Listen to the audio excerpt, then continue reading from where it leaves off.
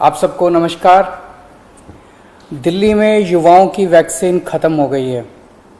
पिछले 4 दिनों से युवाओं के वैक्सीनेशन सेंटर बंद पड़े हैं। बुजुर्गों की कोवैक्सीन भी ख़त्म हो गई है।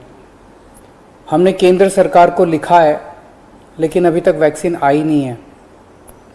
और ये केवल दिल्ली की बात नहीं है, देश भर में कई टीका केंद्र बंद हो गए हैं। इतनी महामारी के दौर में इस वक्त तो हमें रोज नए नए केंद्र खोलने चाहिए थे। ऐसे वक्त में मौजूदा केंद्र भी बंद हो रहे हैं, ये अच्छी बात नहीं है। देश में वैक्सीन की जबरदस्त किल्लत है और मुझे लगता है पिछले महीनों में कई बड़ी गलतियां हुई हैं।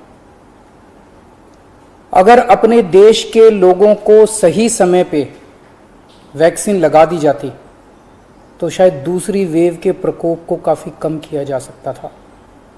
कई लोगों की जान बचाई जा सकती थी, कई घर बर्बाद होने से बच सकते थे। दूसरी वेव देश के लिए बेहद घातक साबित हुई है। शायद ही ऐसा कोई परिवार हो जो कोरोना से अछूता रहा हो। न जाने कितने लोगों ने अपनों को खोया है, कितने घरों के चिराग बुझ गए, न जाने कितने घरों से उनके सर से पिता का साया उठ गया। कितनों ने अपने माँ, भाई बहन और अपने प्रियजनों को खोया है। भारत ने 6 महीने की देरी कर दी। आज से 6 महीने पहले दुनिया के कई देशों ने अपने लोगों को व्यापक स्तर पे वैक्सीन लगाना शुरू कर दिया था। हमने उस वक्त बहुत बड़ी गलती कर दी। अपने लोगों को वैक्सीन लगाने की बजाय अपनी वैक्सीन दूसरे देशों को भेजनी चालू कर दी। जब दुनिया के दूसरे देश अपने अपने लोगों को बड़े स्तर पे वैक्सीन लगा रहे थे, हम अपने लोगों की वैक्सीन लगाने की बजाय अपनी वैक्सीन दुनिया के दूसरे देशों को भेज रहे थे। दुनिया की सबसे पहली वैक्सीन भारत के वैज्ञानिकों ने बनाई। हमें उसी वक्त बहुत बड़े स्तर पे, युद्ध स्तर पे उसका उत्पादन शुरू कर देना चाहिए था और युद्ध स्तर पे सभी भारतीयों को वैक्सीन लगाने का काम शुरू कर देना चाहिए था। यह काम हम दिसंबर से शुरू कर सकते थे, हमने ऐसा नहीं किया। अगर उस वक्त टाइम पे देश को वैक्सीन लगा देते तो शायद दूसरी वेव के प्रकोप से देश को बचाया जा सकता था। खैर, जो हुआ उसका कुछ कर नहीं सकते। अब मुझे दुख इस बात का है कि आज भी हम उतनी गंभीरता के साथ काम नहीं कर रहे। मार्च में दूसरी वेव शुरू हुई, हमें उसी वक्त दुनिया भर से वैक्सीन मंगवा के लोगों को लगा देनी चाहिए थी, अपने लोगों को लगवा देनी चाहिए थी। लेकिन उस वक्त सभी राज्यों को कह दिया गया कि आप अपना अपना देख लो, सभी राज्य अपना अपना इंतजाम कर लो। सभी राज्य बेचारे वैक्सीन लेने के लिए पूरी शिद्दत के साथ लग गए। मैं कई मुख्यमंत्रियों के संपर्क में हूं। लगभग हर मुख्यमंत्री ने यहां वहां जहां तहां से वैक्सीन लाने में कोई कसर नहीं छोड़ी। 2 महीनों से देश का हर राज्य वैक्सीन जुगाड़ने में लगा हुआ है। मेरी जानकारी के मुताबिक अभी तक कोई भी राज्य शायद वैक्सीन का एक भी एक्स्ट्रा टीका इंतजाम नहीं कर पाया। उन वैक्सीन को छोड़ दीजिए जो केंद्र सरकार ने दिए हैं, उन्हें छोड़ के कोई भी राज्य अपने प्रयासों से किसी भी कंपनी से एक भी एक्स्ट्रा टीके का इंतजाम नहीं कर पाया। वैक्सीन कंपनियों ने साफ साफ कह दिया कि वे राज्य सरकारों से बात नहीं करेंगे, केवल केंद्र सरकार से बात करेंगे। कई राज्य सरकारों ने ग्लोबल टेंडर निकाले, सारे टेंडर फेल हो गए। एक भी वैक्सीन का टीका अभी तक नहीं आया। तो फिर देश वैक्सीन क्यों नहीं खरीद रहा? इस वक्त हमारा देश कोरोना महामारी के खिलाफ युद्ध कर रहा है। ऐसे युद्ध के समय हम ये नहीं कह सकते कि सब राज्य सरकारें अपना अपना देख लें। कल को अगर पाकिस्तान भारत पे युद्ध करता है तो हम ये थोड़ी कहेंगे कि सारी राज्य सरकारें अपना अपना देख लें, यूपी वाले अपने टैंक खरीद लें, दिल्ली वाले अपने हथियार खरीद लें। ऐसे थोड़ी होता है। हम ये युद्ध किसी भी कीमत पे हार नहीं सकते। भारत ये युद्ध किसी भी कीमत पे हार नहीं सकता और कोई भी सरकार ये युद्ध नहीं हार सकती। यदि केंद्र सरकार हारती है तो भाजपा नहीं हारेगी, इंडिया हारेगा। यदि दिल्ली सरकार हारती है तो आम आदमी पार्टी नहीं हारेगी, भारत हारेगा। यदि महाराष्ट्र सरकार हारती है तो शिवसेना नहीं हारेगी, भारत हारेगा। यह वक्त भारत देश को एक होकर काम करने का है। अलग अलग राज्य सरकारों को अलग अलग एक दूसरे के कंपटीशन में काम करने का नहीं है।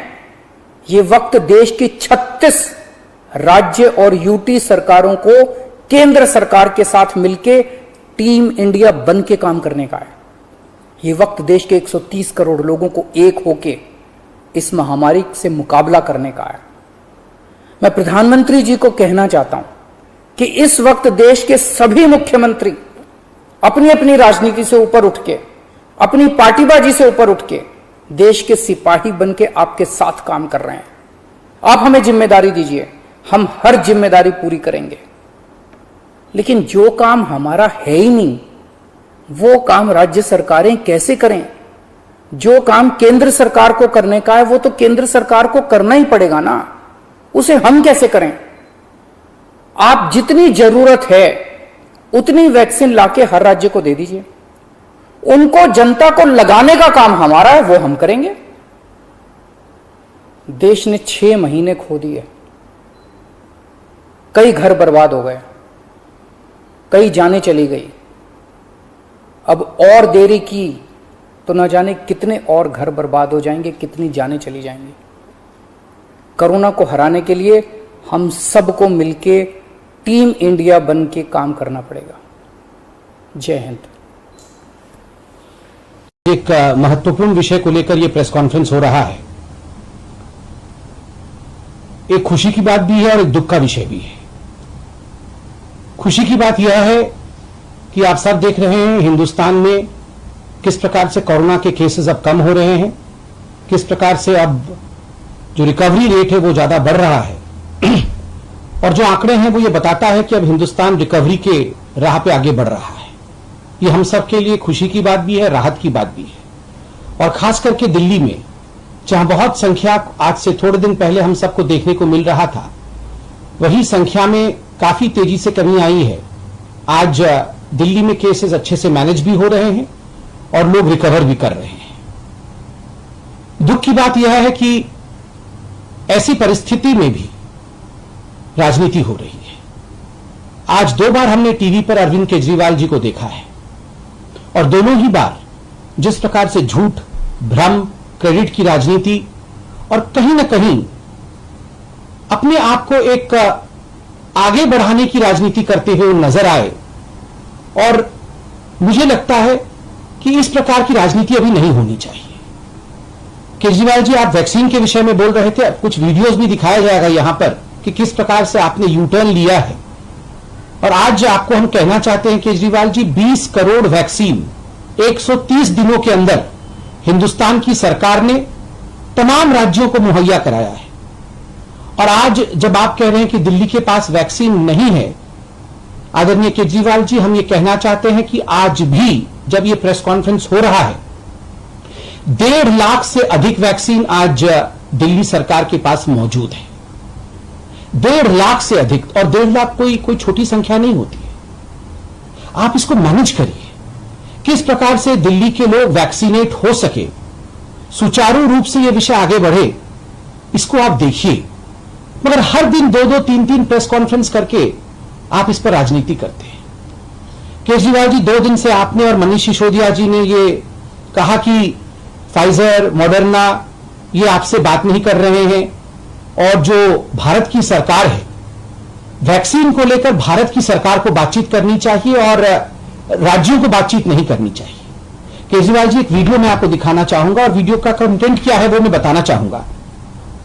आप याद करिए, इससे पहले जब आपने प्रेस कॉन्फ्रेंस किया था, जब ये पूरा का पूरा वैक्सीनेशन प्रोसेस सेंट्रलाइज था, आपने क्या कहा था? जब ये वैक्सीनेशन प्रोसेस सेंट्रलाइज था तो आपने एक प्रेस कॉन्फ्रेंस करके कहा था कि इसको डिसेंट्रलाइज कर दीजिए, इसको ओपन करिए। दिल्ली एक एफिशिएंट स्टेट है, दिल्ली एक ऐसा राज्य है जो बहुत एफिशिएंटली काम करता है, और दिल्ली को इन एफिशिएंट स्टेट्स के साथ आखिर क्लब क्यों किया जाता है? कुछ ऐसे राज्य हैं जो कम एफिशिएंट है। ये आपके शब्द हैं, बिल्कुल हूबहू ये आपके शब्द हैं। पीसी के अंत में मैं छोटा सा वो वीडियो भी दिखाऊंगा आपको।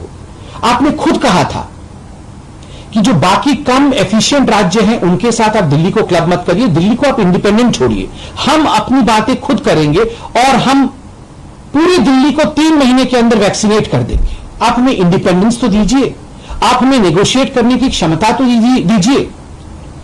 और केजरीवाल जी, जब ये क्षमता आपको दी जाती है, जब आपको वो इंडिपेंडेंस जो आपने खुद मांगा था आपको दी जाती है, तो आप कहते हैं कि हमें ये इंडिपेंडेंस क्यों दिया गया है, ये तो राज्यों का विषय नहीं है, ये तो केंद्र का विषय है। और केजरीवाल जी, राजनीति करने का एक नया तरीका हमने 2 दिन से देखा है।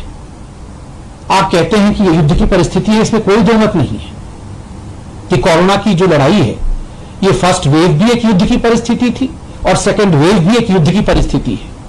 पहली बार भी हिंदुस्तान इस युद्ध से जीता था और दूसरी वेव में भी हिंदुस्तान इस युद्ध से जीतेगा। हम हारेंगे नहीं, कभी भी घुटने नहीं टेकेंगे।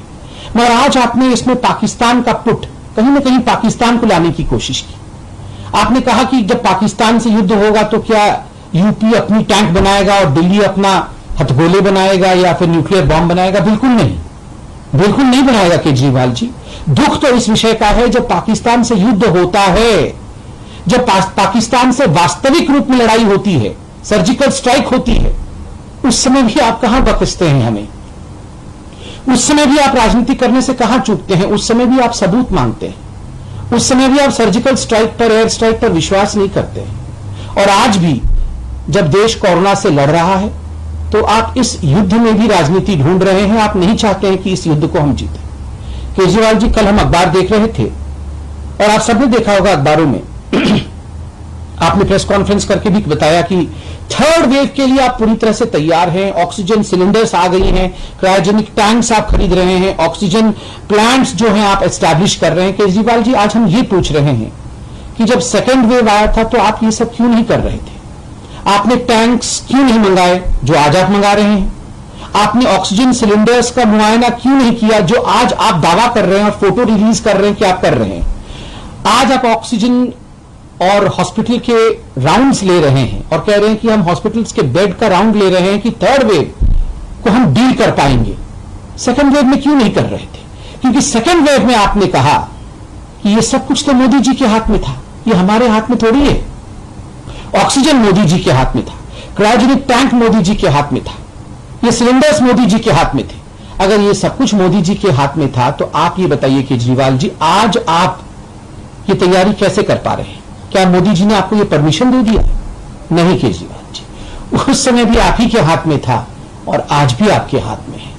उस समय वो आपके हाथ से छूट गया था, आज आप दिखाना चाहते हैं कि देखो मैं उसे पकड़ के रख रहा हूं। गलती आपसे हुई है और गलती मानने से केजरीवाल जी कोई छोटा नहीं होता है। आप तो गलती मान लेते हैं, माफी भी मांगते हैं। मुझे लगता है आपको माफी मांगनी चाहिए, ऐसी परिस्थिति में राजनीति नहीं करनी चाहिए।